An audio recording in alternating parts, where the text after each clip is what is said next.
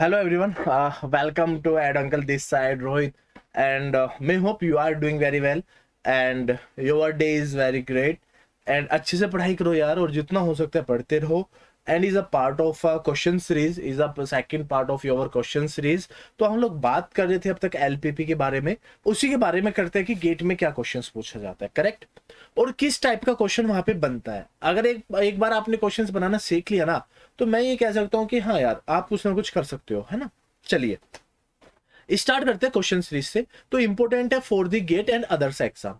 तो सबसे पहले क्या करो, ज्वाइन करने स्टार्ट करने से पहले आप एक काम करिए, गेट की तैयारी के साथ जुड़ जाइए। गेट की तैयारी Telegram channel as well as YouTube channel, हमारे दोनों चैनल अवेलेबल है। Telegram as well as YouTube channel, दोनों चैनल आपके अवेलेबल है, तो दोनों करिए और यहाँ पे आप ज्वाइन कर लीजिए। और नीचे कमेंट बॉक्स या डिस्क्रिप्शन बॉक्स में जो लिंक है उस पे जाके आप लिंक पे भी ऑप्शन पे क्लिक करोगे, आराम से हो जाएगा। चलो अब बात करते हैं हम क्वेश्चंस की। तो देखो पहला क्वेश्चन है आपकी इस पे कि z equal to x1 minus x2 और मैक्सिमम की बात कर रहा है, तो कोई प्रॉब्लम नहीं है। कहता है कि जी x1 प्लस में x2 की जो वैल्यू है वो आपकी लेस देन 10 और जो x2 की वैल्यू है वो है आपकी इक्वल टू ये 5 और x1 और x2 की जो value x1, oh my God क्या बार बार ये एक जैसा लिखा जाएगा, x1 and x2 should be greater then 0। तो आपको इस एलपीपी में क्या बताना है, ए ऑप्शन बताना है आपको, नो सॉल्यूशन, कि कोई भी सॉल्यूशन नहीं होगा, one solution, C option two solution और डी ऑप्शन मैनी सॉल्यूशन। ये आपके है सॉल्यूशन, मैनी सॉल्यूशन, ठीक है। अब आपके पास टाइम है, इसको करेक्ट करिए, ज्यादा टाइम वेस्ट नहीं करते हम लोग और आप इसको करना स्टार्ट करिए जल्दी से, फटाफट। आपको मैं टाइम देता हूं 2 मिनट, तो आपको हो जाएगा, ठीक है जी। 2-3 मिनट दीजिए और काम बन जाएगा, ठीक है। तो आपका आंसर बिल्कुल आएगा, आप इसको पढ़ो एक बार कि क्या कहना चाह रहा है, कॉन्सेप्ट क्या कहना है, ठीक है। चलिए आपको पहले ड्रॉ करना है। देखिए ड्रॉ करने से पहले मैं हर बार लिखता हूं कि सपोज करो x1 को माना 0 तो x2 कितना हो जाएगा 10। सिमिलरली अगर x2 को माना 0 तो x1 क्या हो जाएगा 10। ये था बेटा, है ना। तो पेज को ऐड करो एंड फिर draw y axis and x axis on your copy, ठीक है। तो आप इसको करिए और प्लीज ध्यान रखिए पेंसिल से जितनी दूरी पे बना रहे हो उतनी दूरी पे आपको लिखना है। 5 10 पेन से बनाइए या दोनों इक्वेशन को सोल्व करके बना दीजिए। तो ये 5 10 तो 10 10 वाली लाइन है, बार बार एक ही चीज मैं आपको बता रहा हूं। ये देखिए दोनों ये लाइन बन गई है ना, पास हो गए पॉइंट, ठीक है, करेक्ट। दूसरी पॉइंट है 5 5, तो देखो 5 ये रहा 5 और 0, ठीक है, इस तरीके से बनता हुआ चला गया। तो आपसे पूछते हैं फीजिबल रीजन बताइए, तो बेटा फीजिबल रीजन तो ये बन गया, देखो ये रहा कंप्लीटली फीजिबल रीजन, ये बन गया है जो आपको ये दिखा रहा हूं ना आपको ये वाला। तो this one is your feasible reason, तो देख लो ये completely is your feasible reason, यहां से यहां तक का ये फीजिबल रीजन क्रिएट होके आ गया बस। तो ये जो पॉइंट कटेगा यहाँ पे, this point is known as 5 and 5। तो ये पॉइंट ए हो गया, ये कोई पॉइंट बेटा बी हो गया, ये सी हो गया। तो बस अब निकालिए जेड ए, और पॉइंट ए पे कितना है बेटा, तो 0 एक्स एक्सिस पे और वाई पे ये, तो y इसको लिख लो या x लिख लो या फिर x1 लिखा जाएगा और इस तरफ x2, जो आपको मन है इस तरीके से लिखना है, x1 एंड x2, ठीक है। तो ZA की वैल्यू क्या कहते हैं कि जी x1 माइनस x2, तो पहली इक्वेशन से सोल्व करेंगे तो -5 आ जाएगी। अगर ZB लिखूंगा तो 0 हो जाएगा और ZC लिखूंगा तो 10, ये तो पॉइंट देखो ये रहा 10 एंड 0, तो बेटा इसको लिखने पे 10 माइनस 0 इज 10। बताइए मैक्सिमम आंसर ये हो गया कि कितना हो गया, तो बताइए आंसर क्या हो जाएगा, कितने सॉल्यूशन हो जाएंगे, ओनली 1 सॉल्यूशन। कितने सॉल्यूशन हो जाएंगे जी, 1 सॉल्यूशन हो जाएगा। तो इस टाइप का क्वेश्चंस आपके एग्जाम में बनता है, बनता था और बनता रहेगा। तो कॉन्सेप्ट को समझिए ना, कॉन्सेप्ट को समझना ही सबसे बड़ी जरूरी चीज है, करेक्ट ना। चलो अब नेक्स्ट क्वेश्चन की तरफ बढ़ते हैं जो वेरी डिफिकल्ट क्वेश्चन माना जाता है। देखिए क्या कहता है कि इफ इज मैक्सिमम z, तो मैं लिख सकता हूं इक्वल टू 3x प्लस में 7y। तो 3x प्लस में 7y इज लेस देन 8। दूसरी इक्वेशन 4x प्लस में 6y, ये बन जाएगा 8 और xy is should be greater then 0। तो एलपीपी क्या कहता है कि आपको निकालना है ए अनबाउंडेड, सॉल्यूशन क्या कहता है कि जी अनबाउंडेड, फिर बी ऑप्शन कहता है कि exactly one solution, exactly one solution, C option कह रहा है कि एग्जैक्टली टू सॉल्यूशन, और डी ऑप्शन कह रहा है कि मैनी सॉल्यूशन, मैनी सॉल्यूशन। अब आपके पास टाइम है इसको सॉल्व करने का, सॉल्व करिए आराम से, देख लो एक एक चीज करा रहा हूं यहाँ पे, है ना, बात बन जाएगी। एक बार हमने पढ़ने स्टार्ट किया तो हम बता रहे हैं ना कि क्वेश्चंस, अगर यार देखिए अगर इस सीरीज में हमने क्वेश्चन भी निकाल लिया तो मुझे ये लगता है कि अपकमिंग एग्जाम्स में अब गेट्स और गेट से अलग भी, तो वहां पे हम बहुत सारे क्वेश्चंस को लगा सकते हैं, क्योंकि हिंट यही कह रहा है एग्जामिनर, क्योंकि पैटर्न जो चेंज हो रहा है पिछले कई साल से, जो पैटर्न चेंज हो रहा है उसके हिसाब से आपको याद करनी है सारी चीजें, करेक्ट ना। तो अगर आप इतना सोच लोगे तो मुझे लगता है कि काम बन जाएगा, करेक्ट। तो काम के सिलसिले से ही काम करना है, तो मैं हो बनेगी बात, ठीक है। चलो ये हो गया, चलिए अब इसका सॉल्यूशन करते हैं ना, फिर से इसी तरीके से कि सपोज करो x को लिखा 0 तो y हो जाएगा 10/7, और y को लिखा 0 तो x हो जाएगा 10/3, ठीक है। अब इधर आइए, अगर मैंने माना x को 0 तो y हो जाएगा 8/6, सिमिलरली अगर y को रखा 0 तो x बन जाएगा 2, ये इक्वेशन बन के आ जाएगी। भाई देखो वो तो बनना है यार, देखो ये तो खूबी है क्वेश्चन की कि भाई उसको बनाना है, ठीक है। अब मैंने तो पेज को लिखना है और ड्रॉ कर देना है, और मैंने ड्रॉ किया इस तरीके से, ठीक है। अब देखिए ये वाला this one is your x and this one is your y। अब आपको ड्रॉ करना है, यहां से 1 2 3 लिख लो, 4 5 लिख लो, जो आपको लिखना है वो लिख लो।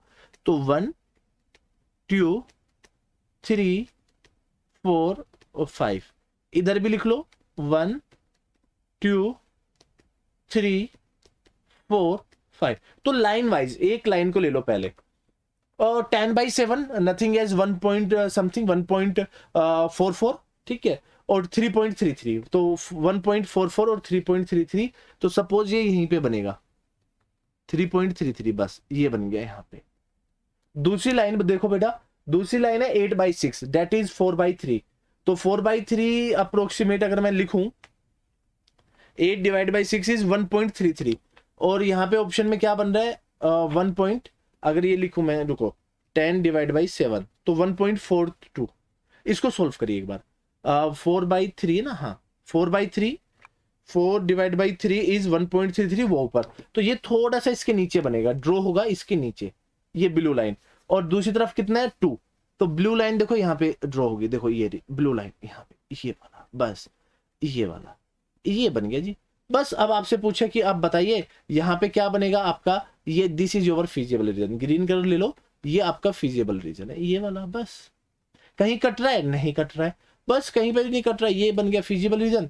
ए पॉइंट बन गया आपका समथिंग 0 और 1.33, और इस तरफ बन गया 2 और 0 बेटा। तो अब बताइए कितने आंसर आएंगे, खुद ही पता लग रहा है कि अगर मैं यहाँ पे z लिखूं, z की वैल्यू कितनी थी बेटा 3x + 7y, सुन लो भाई 3x + 7y, तो एक तरफ लिख दो za, तो y की वैल्यू है 7 × 1.33, तो ये सोल्व होकर आ जाएगा 9.31, और b को मान लो zb, तो b की वैल्यू बन के आ जाएगी 3 दूनी 6, वाओ 3 2 जा 6 बन के आ जाएगी, और ये हो गया। तो a की वैल्यू आ रही है, तो एग्जैक्टली वन ऑप्टिमम सॉल्यूशन, बस a की वैल्यू बन के आई है जिसका नाम है वन सॉल्यूशन। तो अब आप यहां से खुद देख सकते हो कि भाई कितना इजी है ना। तो एग्जैक्टली वन सॉल्यूशन, तो आपको याद रखना है कि exactly one solution is your correct answer, B option, ठीक ठीक है जी। अब आते हैं नेक्स्ट क्वेश्चन पे, सी ऑप्शन।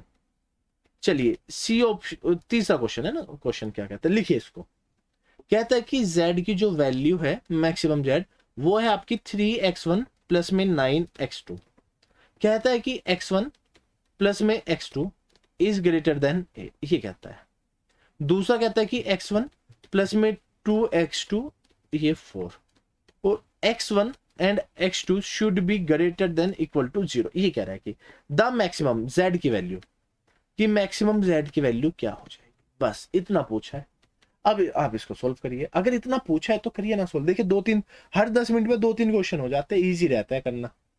तो अगर इस तरीके से क्वेश्चंस लगाते रहोगे, मे होप बात बनती रहेगी, और बात बन जाएगी तो क्लियरिटी हमारे सामने आ जाएगी। चलो सोल्व हो रहा ना? अगर देखिए सोल्व बन जाएगी ना बात, तो काम बन जाएगा मैक्सिमम Z, ठीक है। तो देखो सिंपल सी बात है, यहाँ पे तो एक बार x1 की वैल्यू 8 आ जाएगी और x2 की वैल्यू 8 आ जाएगी, बिकॉज एक बार x2 0 बन जाएगा और एक बार x1 0 बन जाएगा। सिमिलरली यहाँ पे देखो कि अगर मैंने x1 को माना 0 तो x2 की वैल्यू कितनी बन जाएगी बेटा जी? 2।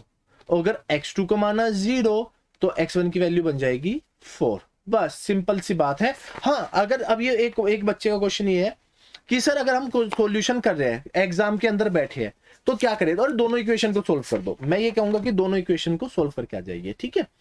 तो मुद्दा बात तो यही होगी। तो चलिए नेक्स्ट पेज को ऐड करो और क्वेश्चन को सोल्व करो ऐसे। अब देखिए सोल्व करिए, इधर लिख दीजिए x1 और इधर लिख दीजिए x2। x1 एंड x2 लिखो, है ना, x1 x2 का ही खेल है ना। हाँ, तो 8 और 8, ठीक है। तो आप इधर सोल्व कर लीजिए। मैं अगर लिख दूं 2 4 6 और 8, इस तरफ भी ले लो आप 2 4 6 एंड 8, ये बन गया है ना, इस तरीके से बन गया। तो अब देखिए यहां से यहां तक की ये इक्वेशन, तो ये एक लाइन तो ये बन गई, करेक्ट। इस तरफ दूसरी लाइन भी ले लेते हैं ब्लू वाले पेन से। तो दूसरी लाइन क्या बनेगी? एक x2 पे 2 और x1 पे 4, 2 और 4 ये बन रहा है, इन अंदर वाला है ना, 2 और 4, बस ये बन गया जी यहाँ पे। अब यहाँ पे निकाल लीजिए ये वाला आपका फिजिबल सॉल्यूशन बन गया। जैसे बना तो एक पॉइंट को a मान लो, b मान लो। तो z की वैल्यू क्या थी अब तक की? 3x प्लस में 9x2।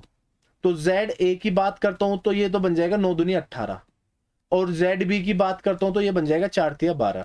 तो आंसर हो जाएगा 18 इज आंसर। बस अरे यहाँ पे देखो ना, ये बन जाएगा ना 0 और 2, और यहाँ पे बन जाएगा 4 और 0, बस 18। ये ऑप्टिमम सॉल्यूशन की बात करेगा तो लिख देना एक लिख देना, सिंपल सी बात है, एक भी लिख दोगे काम बन जाएगा, करेक्ट, ठीक है।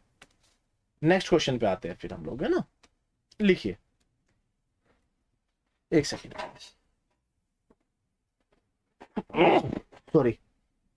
चलो नेक्स्ट क्वेश्चन पे आते हैं ना। लिखिए, ये एक थोड़ा डिफिकल्ट क्वेश्चन था। Maximum z equal to 3x1 plus में 2x2 subject to constant minus 2x1 plus में 3x2 इज लेस देन 9, ये बन गया। तीसरी condition x1 minus 5x2 is greater than equal to minus 20। x1 और x2 की जो वैल्यू निकल के आएगी वो ये कह रहा है कि ग्रेटर देन 0। तो एलपीपी बताइए क्या होगा? अनबाउंडेड सॉल्यूशन, बड़ा इंपॉर्टेंट कॉन्सेप्ट है ये, अनबाउंडेड सॉल्यूशन। बी ऑप्शंस देखते हैं, कहता है कि इनफीजिबल सॉल्यूशन, इनफीजिबल सॉल्यूशन। सी कहता है कि अल्टरनेट ऑप्टिमम, अल्टरनेटिव ऑप्टिमम। और डी ऑप्शन कहता है डीजनरेट सॉल्यूशन। और आपको डीजनरेट का मतलब समझा दिया कि डीजनरेट क्या होता है, ठीक है। डीजनरेट सॉल्यूशन तो प्रीवियस क्लास को देखिए, आराम से आ जाएगा समझ में। क्वेश्चन को सोल्व करिए। क्वेश्चन का लॉजिक अच्छा है, कराओ एक बार, सोचोगे तो बात बनेगी। क्या कह रहा है सुनना बड़े ध्यान से।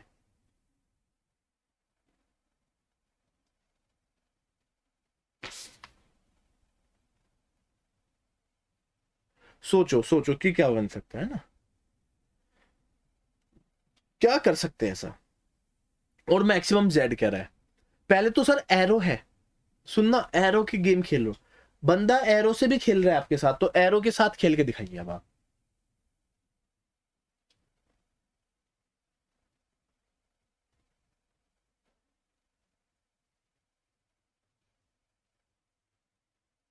चलिए स्टार्ट हो जाइए बच्चों।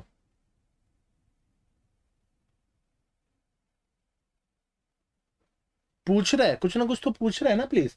अगर पूछ रहा है तो यार करना तो पड़ता है ना, अपना अपना काम तो करना पड़ता है ना। तो सोल्व करते हैं। पहले आपको क्या करना है, नेक्स्ट पे इस क्वेश्चन को अच्छे से जमाओ। तो इसको कहते हैं कि इक्वेशन जमाओ। इक्वेशन देखो, पहली इक्वेशन है -2x1 प्लस में 3x2 स्मॉलर देन ये 9 बन गया, ठीक है।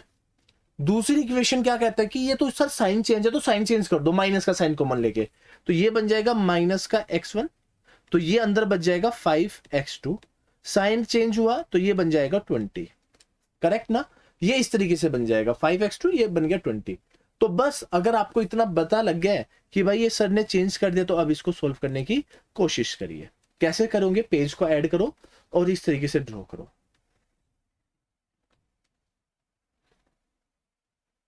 ठीक है। अब वैल्यूज को देख लो कि अगर सपोज करो यहां पे आप वैल्यूज को पुट करते हो सिर्फ x1 इक्वल टू 0, तो what about the x2, x2 will be 3। If x2 is 0, what about the x1, x1 बन जाएगा माइनस का 9/2, ठीक है, करेक्ट। अब इसके ऊपर आ जाइए, सपोज करिए x1 को रखा 0, तो x2 की वैल्यू बन जाएगी 4, और सपोज करिए x2 की वैल्यू को रखा है 0, तो x1 की वैल्यू बन जाएगी माइनस के 20। सिंपल सी कहानी है, सिंपल सी कहानी को ऐसे ही लिखना है और बस, ठीक है। अब देख लो क्या कहता है, सुनना। पहली इक्वेशन, फर्स्ट इक्वेशन 3 और -9/2, तो माइनस का x1 किस तरफ होगा, ये अगर x1 होगा तो बेटा ये माइनस का x1 होगा, इधर x2 होगा तो ये माइनस का x2 होगा, ठीक है। तो माइनस का x1 9/2 मतलब 4.5, और वो 3 है, तो 4.5 और 3 ये रहा यहाँ पे, ये रही कंडीशन, ऐसे ले लो, ठीक है। और कंडीशन ये इस तरीके से आप अभी मत करो, ठीक है, आप इसको आगे बढ़ा दो, क्योंकि हमें इक्वेशन कहां पे चेक करनी पड़ती है, फर्स्ट क्वाड्रेंट में। आपको याद रखना है कि सब कुछ चेक क्या करेंगे, फर्स्ट क्वाड्रेंट में। x2 4 है और x1 -20, x2 4, तो ये पॉइंट जो था ये था 3, और ये पॉइंट था माइनस का 4.5, ठीक है।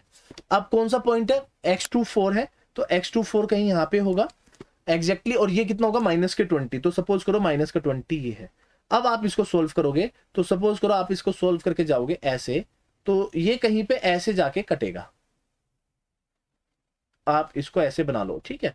सपोज करो आपने इसको ऐसे बनाया और ये रफ कर दो यहाँ पे, अब इस लाइन को आगे बढ़ाओ, सपोज करो इस लाइन को आगे बढ़ाया और ये लाइन बढ़ती हुई आगे यहाँ पे कट हो गई, सपोज करो, ठीक है। अब बताओ ये किस तरफ जा रहा है, तो देखो फर्स्ट क्वाड्रेंट में कटिंग हुई यहाँ पे, तो ये बताइए ये तो पूरे का पूरा इस तरीके से कट रहा है, कैसे कट रहा है, एक ऐसे है और एक ऐसे है। अब बताइए एक इस तरीके से जा रहा है, एक इस तरीके से जा रहा है, तो ऊपर वाला एरिया क्या बच गया है, सर ये तो कंप्लीटली अनबाउंडेड बच गया है। तो सॉल्यूशन क्या हो गया बेटा आपका, अनबाउंडेड हो गया, जहां पे पॉइंट मिल ही नहीं रहे हैं, तो अनबाउंडेड सॉल्यूशन। तो बहुत बच्चे इसमें तकलीफ होते थे कि यार सर समझ में ही नहीं आया, तो ये समझाने का तरीका है कि जो भी आंसर बनेगा should be in first quadrant, first quadrant में बनेगा तो आंसर आ जाएगा, अदरवाइज नहीं आएगा, चाहे कुछ भी हो जाए, आएगा ही नहीं आएगा, ठीक है। चलो first quadrant is very important.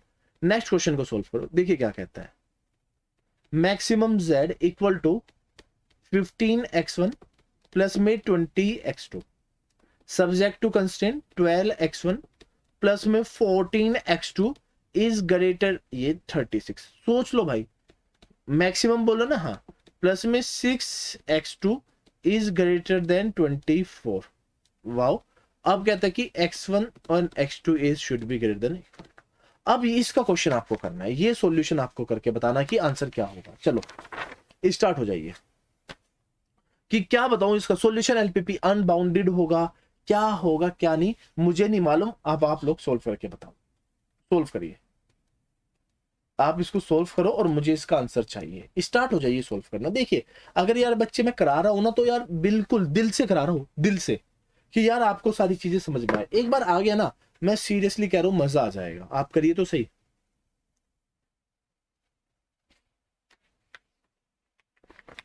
ये माइनस तो नहीं है अंदर, -6, ये कॉन्सेप्ट है थोड़ा, हाँ चलो कोई प्रॉब्लम नहीं, सोल्व कर लो, है ना। 12x1 है और इस तरीके से मुझे लगता है कि इसमें कुछ चेंजेस हो सकते हैं कॉन्सेप्ट में, क्वेश्चन तो गलत नहीं है ना, ये भी हो सकता है कि क्वेश्चन गलत हो। ये गेट का एक क्वेश्चन है, यहाँ पे समझ में ही नहीं आता कि यार ये क्वेश्चन को क्या देना चाह रहे हैं।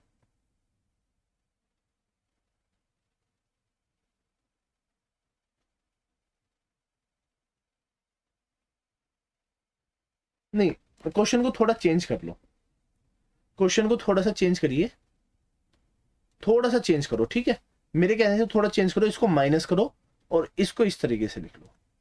अब चेंज करो, अब मजा आएगा करने के, अब अलग ही मजा है करने का। अब इसको सोल्व करिए, अब तो कर सकते हो ना। मतलब मैंने अब थोड़ा सा चेंज किया इसलिए ताकि थोड़ा सा इंजॉयमेंट हो, है ना, क्वेश्चंस की लैंग्वेज को ही चेंज कर दिया। तो सबसे पहले देखिए, पहली इक्वेशन को अगर मैं बनाऊं तो बनाते वक्त मुझे एक चीज समझ में आ रही कि 4 कॉमन आ जाएगा, तो 4 से डिवाइड करूंगा तो ये बन जाएगा 3x1 प्लस में x2, ये बन जाएगा 9। ठीक है, सिमिलरली अगर इसको सोल्व करेंगे तो ये बन जाएगा 2x1 माइनस x2 और ये बन जाएगा 4। सपोज करो ये बन गया है, तो कोई प्रॉब्लम नहीं, यहां तक ही रहने दो, ऐसे भी रखोगे कोई प्रॉब्लम नहीं आएगी। ठीक है, बात को समझो बस। ठीक है, चलो अब इसको सोल्व करते हैं। तो from the first equation x1 को अगर 0 रखेंगे, अगर सपोज करो मैंने x1 को 0 रखा है तो x2 की वैल्यू बन के आ गई 9। ऐसे भी सोल्व कर लो। ठीक है, अगर x2 को रखेंगे 0, सपोज करो x2 को रखा है 0 तो x1 बन के आ गया जी 3। ये बन गई फर्स्ट इक्वेशन। दूसरी इक्वेशन प्रीवियस पेज पे 2, एक को 0 रखोगे तो 4 आ जाएगा। तो अगर सपोज करो x1 को रखा है 0 तो x2 की वैल्यू बन के आ जाएगी -4। प्रीवियसली आओ, अगर x2 की वैल्यू को रखता हूं 0, x2 की वैल्यू को रखता हूं 0 तो x1 की वैल्यू आ जाएगी 2। ये बन के आ गया। बस अब इसको ड्रॉ करना है। 0 3 9 1 2 है तो 2 के हिसाब से हम लोग टेबल बना लेंगे। तो 2 के हिसाब से टेबल बना लो यहां पे इस तरीके से। तो क्या क्या है ऑप्शन बेटा, एक तरफ है x1, दूसरी तरफ है x2। तो x1 और x2 है ना, तो ये बन गया जी 2 जा, ये बन गया 4 जा, ये बन गया 6 जा, ये बन गया 8, ये बन गया जी 10। सपोज करो ये बन गया 2 4 6 8 10। ओके, करेक्ट ना। तो पहला ऑप्शन चेक करो प्रीवियस पेज पे, 0 x2 9 और x1 3। तो 9 और 3 के बीच का एक रिलेशन बन रहा है यहां से, तो यहां से उठा और यहां पे आ गया 9 और 3। करेक्ट ना, क्या यही है क्या? अब देखो ये रहा 9 और 3। ठीक है, अब ये बताइए 9 और 3 तो मैंने बनाया, बट इसका एरो किस तरफ है? अगर मैं एरो की बात करता हूं तो एरो है इंटरनली, मतलब टूवर्ड्स ओरिजिन। तो अगर ये टूवर्ड्स ओरिजिन है तो टूवर्ड्स ओरिजिन है कि अवे ओरिजिन है? सर अवे ओरिजिन है, तो ये अवे ओरिजिन बनाओगे। ऐसे क्या बनाओगे सर? Away origin. ठीक है, दूसरा ऑप्शन चेक करिए प्रीवियस पे। सर x2 -4 है और x1 2 है, x1 2 है और ये -4 है। तो सपोज करो नीचे कहीं x2 -4 यहां पे बैठा है और आपको इसको मैचअप कराना है। तो मैचअप कैसे कराओगे? सिर्फ ये वाला काटता हुआ चला जाओ फर्स्ट क्वाड्रेंट में ऐसे। अगर ये कटा तो ये टूवर्ड्स ओरिजिन ऐसे बनेगा, इस तरीके से, इस तरीके से। अब बताइए फीजिबल सॉल्यूशन कौन सा है? तो सर फीजिबल सॉल्यूशन तो यहाँ एक ही नजर आ रहा है। वो क्या नजर आ रहा है सर? ये वाला नजर आ रहा है एरिया, ये एरिया नजर आ रहा है। फीजिबल सॉल्यूशन ये आ रहा है, ये वाला। और ये सॉल्यूशन किसके अंदर आता है बेटा? कि सर ये तो एक तरफ खुला है, बाउंडेड ही नहीं है, ये तो बाउंडेड ही नहीं है, तो that's mean is a unbounded solution. तो फिर से ये क्या बन जाएगा? अनबाउंडेड सॉल्यूशन में कन्वर्ट हो जाएगा। ये बताइए। तो प्लीज फिर बोल रहा हूं कि ध्यान दीजिए। क्या ध्यान देना है सर? कि अगर ये साइन बन के आया इस तरफ x1 और एक तरफ बन के आता है ये वाला, अगर यहाँ पे कुछ भी लिखा है, सपोज करो ये a लिखा है, ये b लिखा है, अगर ये साइन बन के आ रहा है तो ये क्या दिखा रहा है सर? अवे, मतलब ये दिखा रहा है कि अवे ओरिजिन, अवे ओरिजिन। और इस तरफ वाला क्या दिखा रहा है सर बेटा? Towards origin. ये क्या दिखा रहा है आपको? Towards origin. तो इस तरीके से कॉन्सेप्ट को समझना पड़ता है। अब हलवा कॉन्सेप्ट तो नहीं है ना भाई। अब एक आ जाए कि जी हलवा है, अब देख लो हलवा है तो बताओ, फिर कहता है कि जी सर सोल्व कैसे होगा? सर सोल्व ऐसे करना पड़ता है यार, अगर नहीं करेंगे ना तो फंस जाएंगे। और जितना हम लोग फंस रहे हैं ना आजकल, तो यार हमसे ज्यादा तो मैं बता रहा हूं कि कोई नहीं है। सिविल इलेक्ट्रिकल वाले बढ़िया, क्योंकि उनके क्वेश्चन तो इजी है, अपने क्वेश्चन तो थोड़े लगते हैं डिफिकल्ट भी है। नहीं ऐसा बात नहीं, हर एक ब्रांच डिफिकल्ट होती है, वो एक कहने का तरीका होता है कि यार हमने बोल दिया कि ठीक है डिफिकल्ट नहीं है। अरे डिफिकल्ट सब होती है ब्रांचेस। एक से एग्जाम का लेवल इस टाइम पे बहुत डिफिकल्ट चल रहा है, तो प्लीज ध्यान रखो और पढ़ो जितना। चलिए नेक्स्ट क्वेश्चन। ठीक है, अब लैंग्वेज की करता है। देखिए क्या कहता है, 2 मॉडल्स, क्वेश्चन को लिखिए 2 models P and Q of a product, earn profit of rupees 100, and ₹80 पर पीस, 80 पर पीस, ठीक है, रेस्पेक्टिवली। ठीक है, लिखिए प्रोडक्शन टाइम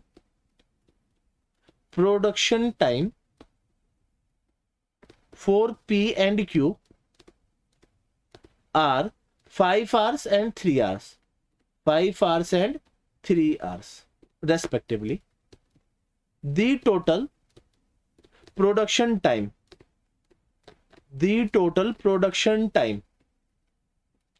available is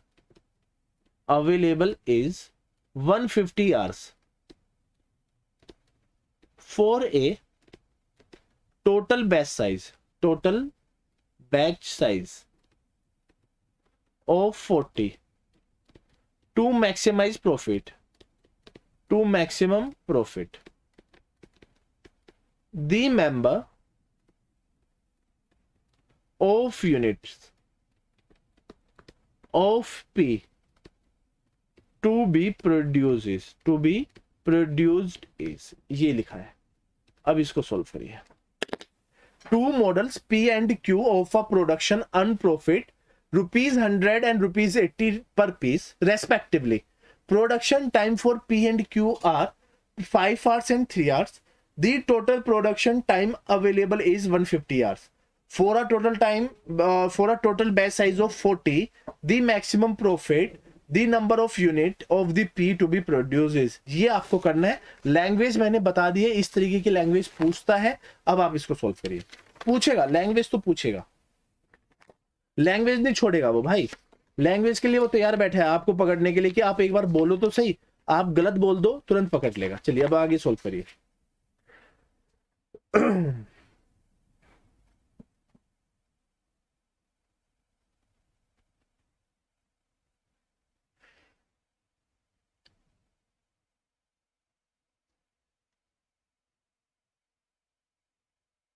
चलिए सोल्व करिए।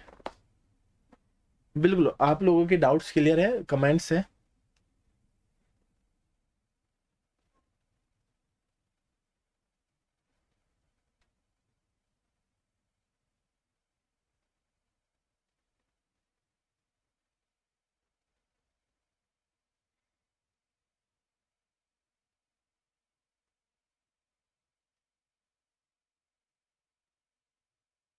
चलिए बेटा, बिल्कुल सोच समझ के लिखना, ऐसे कोई जल्दबाजी में मत कर देना कि भाई आप ये करो कि ऐसे कर दिया वैसे कर दिया, ऐसा कुछ करने।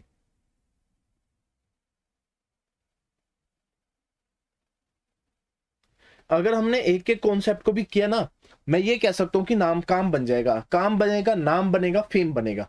क्वेश्चन को पढ़ो, देखो प्रॉफिट की बात कर रहा है, तो बेटा अगर क्वेश्चन में बोला है प्रॉफिट, तो सिंपल सी टर्म में आपको लगानी होगी मैक्सिमम जेड की कंडीशन। और कितना प्रॉफिट बोल रहा है कि कह रहा है कि 100 रुपए प्रॉफिट है पी पे और 80 रुपए प्रॉफिट है क्यू पे। करेक्ट है, इतनी बात समझ में आ गई। कहता है फिर next question, the production time for P and Q R 5 hours and 3 hours। ठीक है, the total production time is available. तो कहता है कि जी सर सब्जेक्ट ट्रू, अगर 5 के पी बना दूं मैं और 3 का क्यू बना दूं तो हमारे पास टाइम अवेलेबल है 150। ठीक है, ये कहता है, इतनी बात है। फिर कहते हैं कि the total for a batch size of 40। Batch size किस किस का batch size sir? P plus Q का जो बैच साइज है वो आपका है 50। बस 50 की 40 का है बेटा, 40 का है, 40 लिख दो। बस यही काम था, बस ये बन गया हमारा। मैक्सिमम प्रॉफिट कौन से पे निकालना है? P पे। The number of units of P, number of units निकालनी है हम लोगों को P पे, है ना, P की निकालनी है। तो सिंपल सा कॉन्सेप्ट लगाओ, यहां से निकालो कि इफ अगर मैंने P को एक बार 0 रखा तो Q की वैल्यू आ जाएगी 50, अगर Q को रखा 0 तो P की वैल्यू आ जाएगी 30। सिंपल सी टर्म में।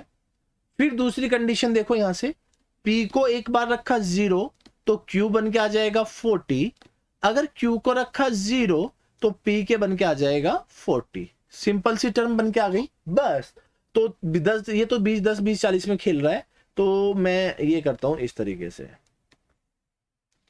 तो ये बन गया जी x, और ये बन गया P, और इस तरफ लिख लो Q। तो ये लिख लो 10 20 30 और ये लिख लो जी 40। सिमिलरली ये लिख लो 10 20 30 40, और तो नहीं 50 भी हो तो 50 भी लिख लो, 50 50। तो पहली लाइन रेड लाइन से है ना, तो देखो 50 और 30, तो 30 तो ये रहा और 50 ये रहा, क्यू पे 50 है, तो मैं तो डायरेक्टली ये ड्रॉ कर दूंगा ये वाला मैक्सिमम अंदर की तरफ, ठीक है। ये वाला सेकंड कॉन्सेप्ट है 40 40, तो ये 40 रहा, ये 40 रहा, ये ड्रॉ कर दिया 40 40। अगर ये मैं 40 40 ड्रॉ कर दे रहा हूं तो ये कॉन्सेप्ट कहीं ये बन के आ रहा है, ये और ये।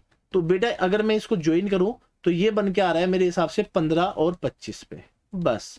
तो अब फीजिबल सॉल्यूशन क्या हो जाएगा, तो बस यही तो हमारी चीज है फीजिबल सॉल्यूशन। ये कंप्लीट सॉल्यूशन यहां से यहां तक चलता हुआ नीचे की तरफ आ जाएगा, ये बन गया जी फीजिबल सॉल्यूशन। देखो ड्रॉ कर दिया, ये ड्रॉ हो गया। बस अब आप इन पॉइंट को ड्रॉ करिए, इसको लिखिए ए पॉइंट, इसको लिखिए बी पॉइंट और इसको लिखिए सी पॉइंट। तो ए पॉइंट पे कितना कितना है बेटा 0 40, अब बी पॉइंट पे कितना है बेटा 15 और 25। तो पहले क्या लिखा पी और दूसरी तरफ क्या लिखा क्यू, और सी पे कितना है आपका 40 और 0। अब यहां पे आप प्रॉफिट निकाल लीजिए, अब जो भी आपका प्रॉफिट है 100 पी और ये वाला, तो 100 पी प्लस में 80 क्यू को पुटअप कर लीजिए। तो अगर मैं यहाँ सारे स्टार्टिंग में करता हूं तो ये 3200 आ जाएगा, ठीक है।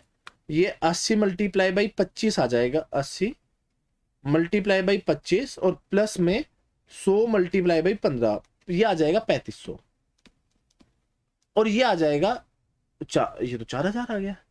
नहीं नहीं नहीं, ये 30 है ना, ये 30 है, ये 30 है, तो ये आ जाएगा 3000। तो अब ये पूछ रहा है कि मैक्सिमम प्रॉफिट क्या है, ये आंसर है। ये तो मैक्सिमम प्रॉफिट है, ये तो मैक्सिमम प्रॉफिट है। मैक्सिमम प्रॉफिट की वैल्यू है 3500 रुपए, मैक्सिमम जेड की वैल्यू कितनी है 3500 रुपए। तो उस पे पी कितने का बेच, बी के कितने, पी इतना है और क्यू कितना है 25। तो अब आपसे पूछा है कि भाई कितना हो जाएगा पी पे, तो पी पे कुछ नहीं हुआ, पी पे 15 है, दैट इज द आंसर। ये आपका आंसर हो गया। तो मैक्सिमम प्रॉफिट पूछे तो 3500 आंसर हो जाएगा, और पूछे कि नंबर बताइए पी और क्यू की वैल्यूज कितनी है, तो 15 और 25 हो जाएगी। तो क्यू पे पूछे तो 25 हो जाएगी और पी पे पूछे तो बेटा 15 हो जाएगी। इस टाइप का क्वेश्चन एग्जाम में बन के आया है अधिकतर। तो मैं होप इतनी बार आपको बात समझ में आ गई होगी कि इतनी बार जो मैं बता रहा हूं, बार बार एक एक कॉन्सेप्ट को करा रहा हूं, तो इसका रीजन ये ही है कि आपको समझ में आना बहुत जरूरी है। और एक बार समझ में आ गया यार, आपको कोई नहीं रोक सकता है। मैं बता रहा हूं दुनिया की हर एक ताकत आपके पीछे होगी। करेक्ट, ठीक है। चलिए ठीक है जी, फिर नेक्स्ट क्वेश्चन करते हैं, last question of the day. तो फिर अगले जो चैप्टर है, ये चैप्टर कंप्लीट हो गया आपका, ये समझ लीजिए सभी। तो maximum z equal to 3x1 plus में 2x2, और x1 की वैल्यू हो गई 4, x2 इज ये हो गया 6, और एक इक्वेशन हो गई 3x1 प्लस में 2x2 इज स्मॉलर देन 18। तो x1 और x2 हो गया ये। तो बताइए एलपीपी कौन सा होगा। अब आपको यही बताना है कि एलपीपी की वैल्यू क्या होगी। तो ठीक है, अब सॉल्व करिए। अब तो इतना तो सॉल्व कर सकते हो ना, बनता है सॉल्व करना। तो सॉल्व करके एक बार बताइए कि क्या बन सकता है। एक एक बच्चे को आना जरूर, और एक बार आ गया ना तो बात बन जाएगी। तो आपका सॉल्यूशन क्या बन के आएगा, आप मुझे कमेंट भी करिए कि सर ये बन के आएगा। मल्टीपल ऑप्टिमम सॉल्यूशन क्या आएगा बन के, वो चेक करते हैं। सिंगल सॉल्यूशन, अनबाउंडेड, इनफीजिबल, क्या आएगा सर पता नहीं, एक बार बताओ।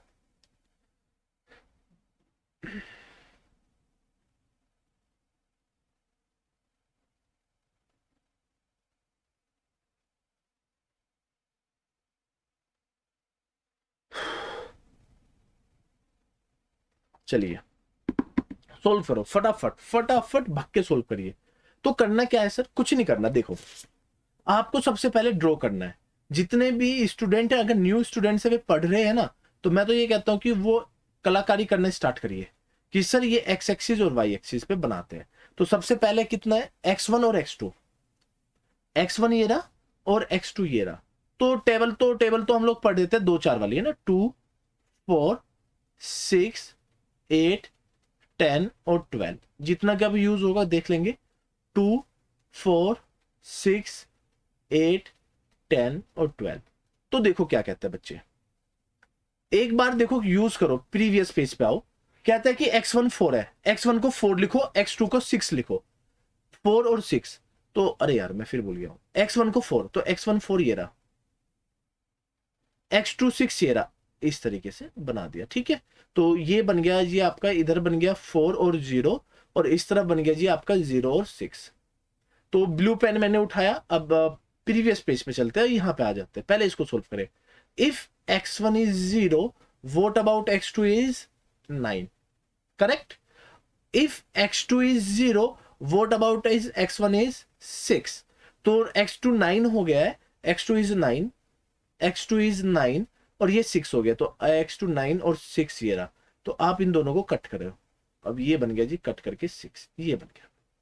अब ये पूछते हैं कि फीजिबल रीजन क्या है, तो भाई फीजिबल रीजन तो ये बनेगा ना, ग्रीन वाला, ये वाला, यहाँ, अरे ग्रीन वाला, ये वाला, यही तो फीजिबल रीजन बनेगा बस। अब देखिए 4 पॉइंट कट रहे हैं यहाँ पे आपके, ये बन गया फीजिबल रीजन। इस तरीके से शो करना पड़ता है। अगर आप यूनिवर्सिटी एग्जाम में, आपको बताना पड़ेगा कि फीजिबल रीजन कौन सा है, this one is feasible reason. अब अगर ये फीजिबल रीजन है बेटा, तो अब देखिए ये पॉइंट तो बन गया ए, ये पॉइंट बन गया बी, ये पॉइंट बन गया सी, और ये बन गया डी। तो ये देखो किस पे कट रहा है, अब ये कटने वाली नौबत आ गई है। तो बी पॉइंट बताइए किस पे कट रहा है, तो बी देखिए नीचे ये रहा, तो बी की वैल्यू तो हो गई 2 और 6, और सी की वैल्यू देखिए, तो सी की वैल्यू तो ये कुछ यहां पे कट रही है सर, तो ये बन गया 4 और 3। तो जेड ए के पॉइंट लिख लीजिए, ये बन गया बेटा 0 6, जेड बी के लिखे 2 और 6, जेड सी के लिखे 4 और 3, और जेड डी के लिखे 4 और 0। 4 और 0 ना, यस 4 और 0, ठीक है। अब लगाइए फॉर्मूले में। अब फॉर्मूला क्या है सर, प्रीवियस पेज पे जाइए, लिखा हुआ है 3x और 2x2, 3x1 प्लस में 2x2, याद कर लीजिए। तो 6 दूनी 12, 12 तो ये बन गया, 3 दूनी 6 और 6 दूनी 12, 18 ये बन गया, 4 तिया 12 और 6 18 ये बन गया है, और 4 तिया 12। तो अगर आप देखोगे मैक्सिमम कंडीशन 2 जगह पे आ रही है, ये रही मैक्सिमम। और अब आपका आंसर क्या होगा सर, मैनी सॉल्यूशन। तो सीधा सा आंसर है सर, तो कितने, अरे 2, अरे यार बताओ ना, खुद देखो, अगर आप ऑप्शंस भी चेक करोगे, मल्टीपल ऑप्टिमम सॉल्यूशन। तो अगर 2 ऑप्शन आपके मैक्सिमम आ रहे हैं, that is multiple optimum solution. तो multiple optimum solution, multiple optimum solution. तो मैं होप आपको ये बात समझ में आ गई होगी कि जो मैंने कराया, ये multiple optimum solution is a good for you, है ना। तो ऐसा ऐसा कॉन्सेप्ट है, ऐसा कॉन्सेप्ट है भाई कि आप लगाते हुए थकोगे नहीं। इस तरीके से चीजों को आपके पास रिप्रेजेंट किया जा रहा है ताकि आप लोग कंफ्यूज ना हो जाओ। और प्लीज अगर आप यूनिवर्सिटीज में ना, तो ये एरो के साइन लगाना मत भूलना, बहुत इंपॉर्टेंट एरो के साइन होते हैं ये। तो इस तरीके से बना दो, आपका काम बन गया। तो ये इससे मैक्सिमम। तो हाँ, अगर कोई कहे कि यहाँ पे भी बनाओ, तो बना दो कि सर ये रहा, मुझे तो शो करना था बस, शो जहां पे हुआ ये हुआ, तो मल्टीपल ऑप्टिमम। सर अगर एक पॉइंट होता तो सिंगल ऑप्टिमम सॉल्यूशन। तो इस टाइप के सभी क्वेश्चंस बनते हैं, बनते थे और बनते रहेंगे। मैं होप आपको इतनी बात समझ में आई होगी। तो देखिए आज इतना सारा हमने क्वेश्चंस को लगाया शुरू से, देखिए तो देखिए अलग अलग टाइप के क्वेश्चंस हमने लगाए, मैक्सिमम जेड जिनका नो सॉल्यूशन 1 सॉल्यूशन, ये कंप्लीट बताया। तो प्लीज ये एरो के साइन लगाना मत भूलना, नहीं तो आप लोग कंफ्यूज हो जाओगे। इस तरीके से साइन लगाते हैं, और इनका नया नया कन्वर्जन मैंने बताया कि वर्डिंग क्या होती है। सिमिलरली आपको ये लाइन की इक्वेशन सोल्व करनी है, और इन एग्जाम्स में अगर आप करें तो हाँ, ये क्वेश्चन था बड़ा डिफिकल्ट अनबाउंडेड वाला। तो आपको ध्यान रखना है, आपको ध्यान रखना है कि अनबाउंडेड में फर्स्ट क्वाड्रेंट, मैं फिर लिख रहा हूं कि फर्स्ट क्वाड्रेंट में दिया, कोई भी हो फर्स्ट क्वाड्रेंट होना जरूरी है। तो फर्स्ट क्वाड्रेंट के अंदर आपको चेक करना है कि ये कट रही है लाइन, जहां पे कटेगी उसी के हिसाब से चेक करना है, ठीक है, क्लियर। इसके अलावा आपको ये सारी चीजें मैंने बताई, क्वेश्चंस को किस तरीके से कैटेगराइज करके बताया। और सबसे इंपॉर्टेंट, अगर आप एग्जाम देने जा रहे हो तो एग्जाम में ध्यान रखना है कि आपको इन सभी एरोज के अलग अलग मीनिंग होते हैं, ध्यान रखना है, मैक्सिमम जेड और मिनिमम जेड। तो ये सभी क्वेश्चंस मैंने कराए, पहले पार्ट में भी कुछ क्वेश्चंस कराए थे और यहाँ पे भी कराए। अब देखिए बच्चों के लिए बेनिफिशियल कैसे है चीजें। अब हमारे जैसे यहाँ पे 3-4 बैचेस चल रहे हैं, जैसे गेट का बैच चल रहा है, AE-JEE का बैच चल रहा है स्पेशल, और सरकारी नौकरी मींस नॉन टेक्निकल। तो आपको कंफ्यूज नहीं होना बच्चे, ये हमारा चल रहा है नॉन टेक्निकल, ठीक है। और ये चल रहा है गेट, गेट के अंदर चल रहा है आपका इंडस्ट्रियल इंजीनियरिंग के क्वेश्चंस, है ना। इंडस्ट्रियल इंजीनियरिंग के अभी ये पार्ट हो गया, मंडे से दूसरा चैप्टर पढ़ेंगे, और जो क्लासेस का टाइम होता है वो होता है आपका 4 PM। ये आपका जेई की तैयारी सबसे इंपॉर्टेंट सब्जेक्ट चल रहा है प्रोडक्शन। तो भाई प्रोडक्शन देखना मत भूलिए, ये प्रोडक्शन सॉरी ये चलता है 12 PM, हाँ ये चलता है 4 PM। तो ये आपका एज 4 PM और गेट चलता है 12 PM। नॉन टेक्निकल में आपका चल रहा है, मैं नहीं पढ़ा रहा हूँ, और जो फैकल्टीज है वो चला रही है आपका, और जिसमें आपका चल रहा है क्वांट्स एप्टीट्यूड और प्लस में रीजनिंग, दोनों एक साथ चल रहे हैं। तो जाके देखिए, जितना जल्दी हो सकता है जाके देखिए। इसके अलावा अगर कोई डाउट है तो ये गिवन नंबर है, आप मेरे से कांटेक्ट कर सकते हो इस नंबर के हिसाब से, और कोई मेल है मेल कर सकते हो कि अगर और आपको लाइव क्लासेस लेनी है तो लाइव क्लासेस आपकी ये अवेलेबल है जहां पे ऐप पे चलता है, ठीक है। इसके साथ साथ आप बस क्लास का ध्यान रखिए, पढ़िए, हेल्थ का ध्यान रखिए और तैयारी करिए। सभी का भी एग्जाम चल रहा है अभी, ऑल द बेस्ट। जो DSSB के बच्चे जो सिविल इंजीनियरिंग के हैं उनका भी एग्जाम चल रहे हैं, उनके लिए ऑल द बेस्ट है। और जो अपकमिंग एग्जाम्स है बच्चे प्रिपेयर करो, कोई भी डाउट हो I am always with you.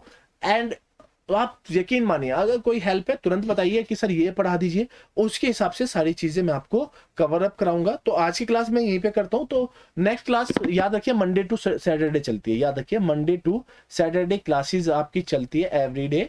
तो अगर आप चलोगे गेट और ये जाओगे AE में तो अलग अलग कोर्सेज चल रहे हैं, तो 12 PM एंड 4 PM, ठीक है। तो ये क्लासेज है Monday to Saturday, Sunday free यार, एक दिन तो हमें भी चाहिए फ्री के लिए, ठीक है। चलिए आज की क्लास यहीं ओवर करते हैं, पढ़िए बढ़िए आगे। थैंक यू सो मच, जय हिंद।